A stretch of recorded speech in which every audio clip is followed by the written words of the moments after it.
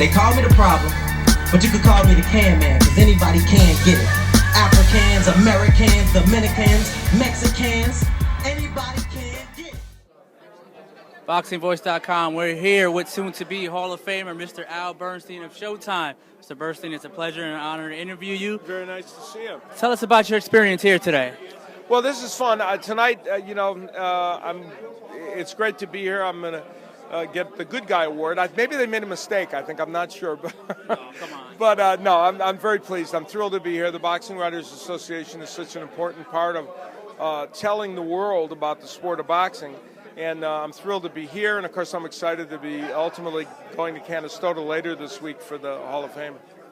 Now, you have a book coming out, correct? I do, yeah. It's just out now as an ebook, and then next week it'll be out as a print book, and it's on Amazon.com is the best place to get it.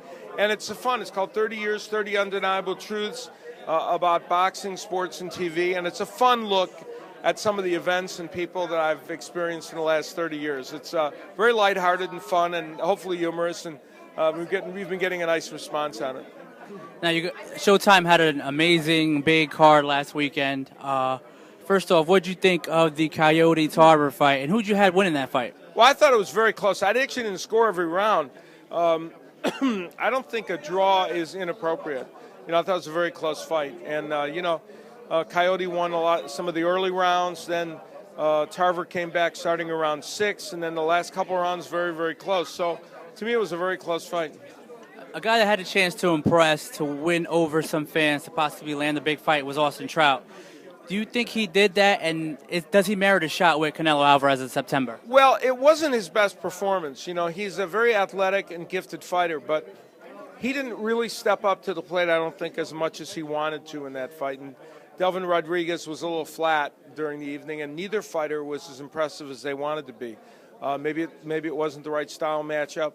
But the ironic thing is maybe Austin Trout got his title shot against Canelo because he wasn't as good as he should have been. But he's a very good fighter, but I think we still have to see whether Austin Trout can step up to that next level.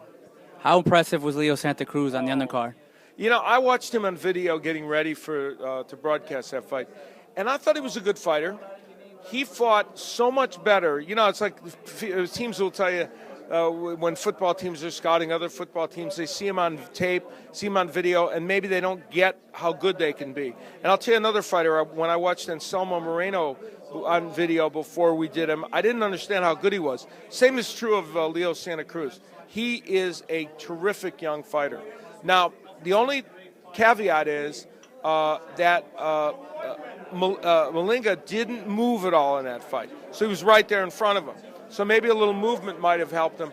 But let me tell you, that was a great performance by Santa Cruz. Do you see a possible fight between Santa Cruz and Moreno at 118? Well, that would be – I'd love to see that. Yeah, it's funny you're saying that. I would love to see that. I think that's a great fight to make. I don't know if they'll move Santa Cruz in that fight right away, but they could unify bantamweight, part of the bantamweight title. I think it'd be terrific. Now, your next big fight is Victor Ortiz and Lopez, Matisse Soto. How do you see both those cards playing out? Obviously more focus on Ortiz, and what do you think what's next for him? Yeah, well, Victor Ortiz obviously was going to fight Andre Berto, and that didn't work out. Lopez should be a challenge for him. I hope a good challenge. Lopez is a good fighter, but he's stepping a little bit up in weight. Victor Ortiz, I think, still wants that big fight. I'd like to see Victor Ortiz, if he wins that fight, I'd like to see him face Devin Alexander. I think that would be a great fight. As far as the Matisse Soto fight, that to me is a terrific fight because Matisse will pressure Soto, and if you pressure Humberto Soto, he's just a great fighter with both as a boxer, puncher, and I think it'll be a great fight. Big fight this weekend. Do you give Bradley any shot at pulling the upset? Yeah, I do. I think Tim Bradley's going to give Manny a very good fight, and if we see the Manny Pacquiao that we saw 3 fights ago, then Pacquiao should win the fight. If we see the Manny Pacquiao we've seen in the last 2 fights, it's going to be a dogfight.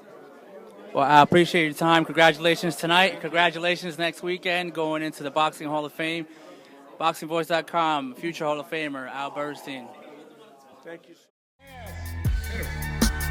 You never give me a fair shake. HBO needs to fire you. You don't know shit about boxing.